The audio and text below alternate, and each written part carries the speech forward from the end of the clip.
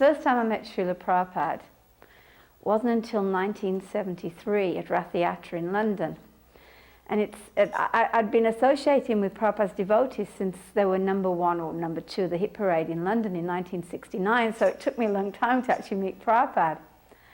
And I was out in the crowd at Rath Yatra, big crowd, distributing these really nice special magazines that the devotees, the London Yatra had printed up for Rath Yatra. And I was distributing them. And I'd seen Prabhupada earlier in the day in a kind of a rushed way, getting out of a big car. And suddenly, all the hairs in my body, just for no reason, they all stood on end. And I felt this incredible, like, surge of energy.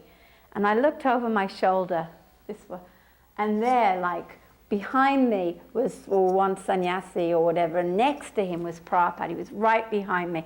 And he was dancing with his arms raised and jumping up and down and Swami stepping and the whole lot. And it was just incredible because I actually felt Prabhupada before I saw him.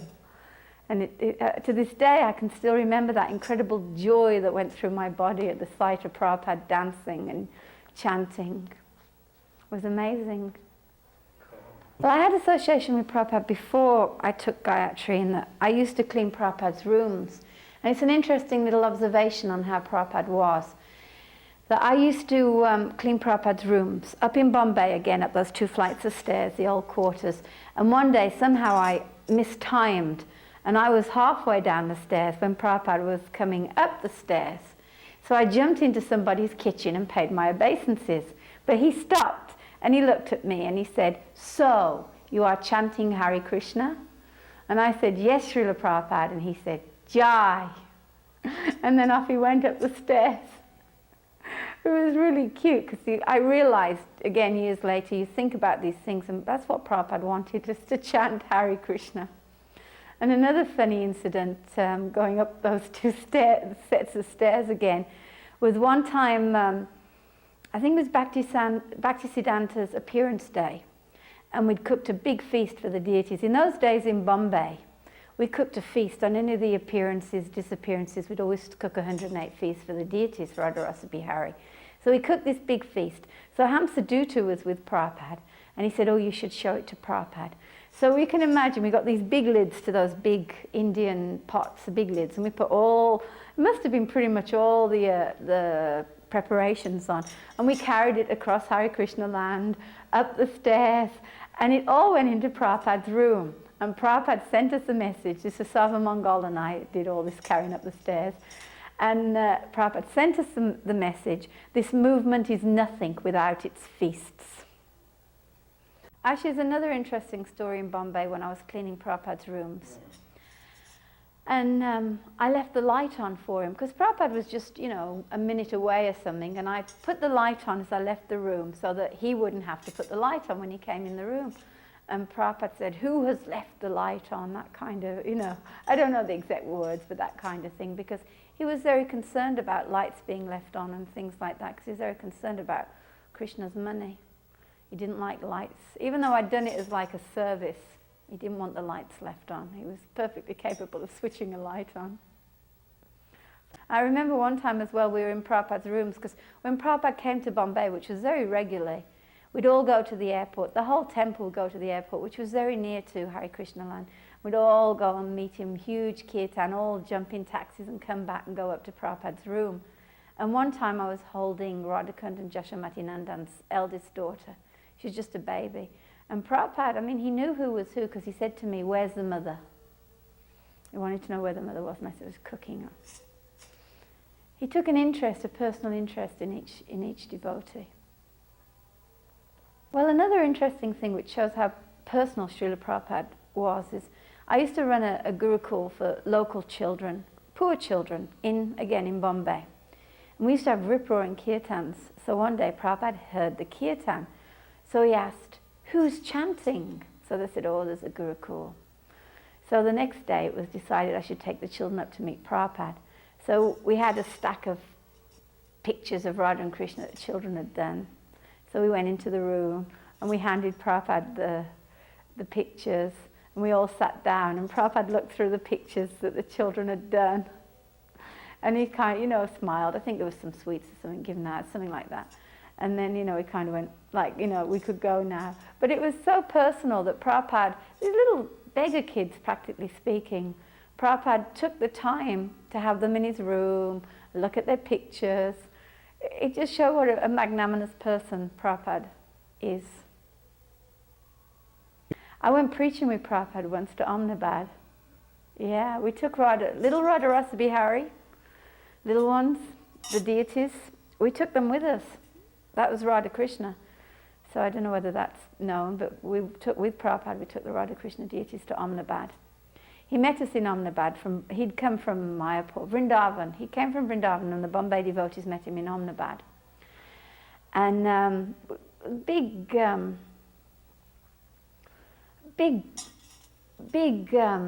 fairly big room full of important people. I think that Mr. Mahadevia from Bombay went along. It was all his contacts and friends.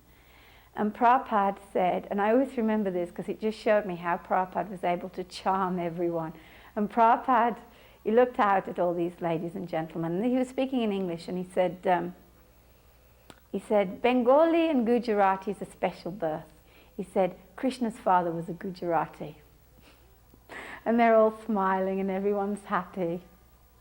And another interesting thing, at that point, Prabhupada told Jashamati Nandan to give the class. I mean, because he was the Gujarati and he spoke Gujarati, but they were a businessman, they all spoke English.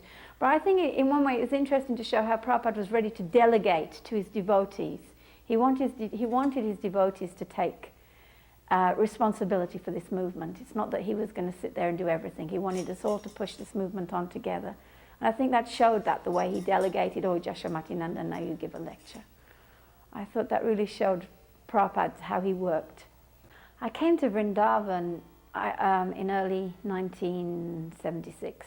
In those days it was all one GBC, and they wanted me to do some work with children in Vrindavan.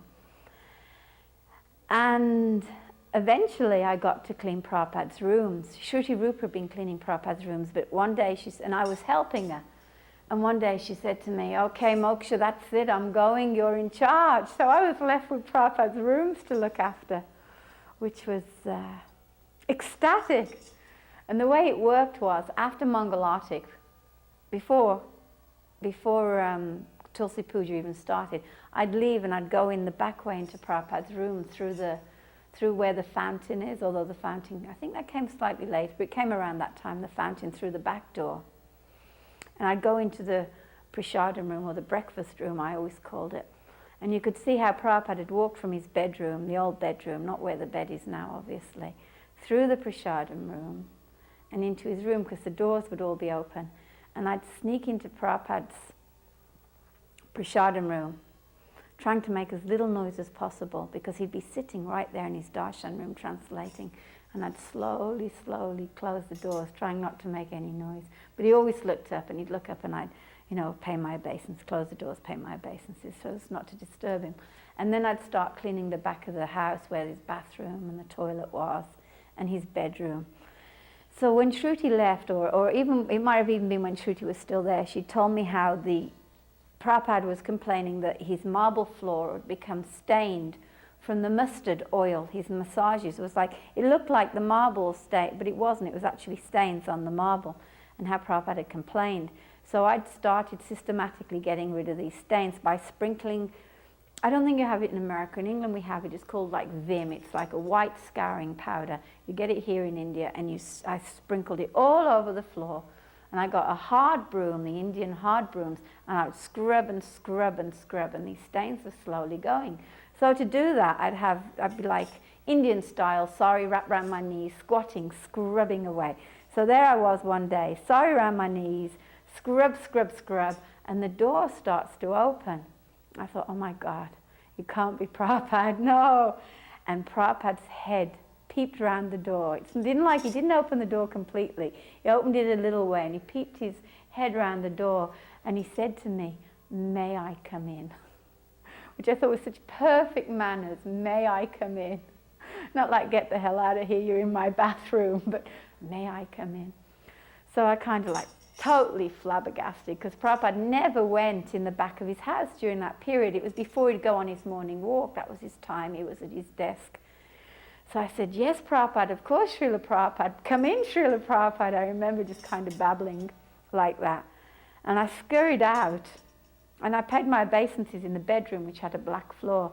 And I remember that I left this huge mess where, you know, all this scouring paper, scouring powder, which had been on my feet, on the floor. But Prabhupada like sailed over this mess. He just sailed right over it, didn't say a thing, because I could understand he was pleased that these stains were being left. But I always remember Prabhupada's perfect manners. May I come in? It was his house, not mine. He didn't need my permission. Je anilo